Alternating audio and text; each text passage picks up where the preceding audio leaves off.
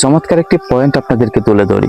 শেখ আহমদুল্লাহ বলেন, ট্রেনে যদি টিকিট ছাড়া ভ্রমণ করেন তাহলে গুনাহ বা অপরাধটা আরো বেশি হওয়ার সম্ভাবনা থাকে, কারণ ট্রেন জাতীয় সম্পদ, আর এটাকে যে চুরি করবে সে হলো জাতীয় চোর। সামান্য একটি ট্রেনে যদি সরকারের অনুমতি ছাড়া বা টিকিট ছাড়া আপনি ভ্রমণ করেন, আর সেই গুনাহটা বেশি হওয়ার বা বড় হওয়ার আশঙ্কা সবসময় থাকে।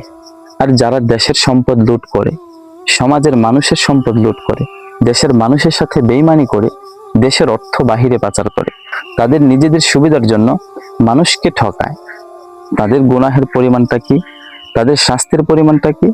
একটা বিষয় মাথায় রাখবেন, আল্লাহ তাআলার হক আল্লাহ তাআলার কাছে, তিনি সেটা চাইলে ক্ষমা করে দিতে পারেন।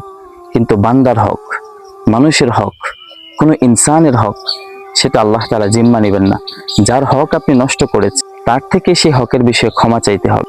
সাবধান, আল্লাহ তাআলা কিন্তু সেটার জিম্মাদারি নেবেন না।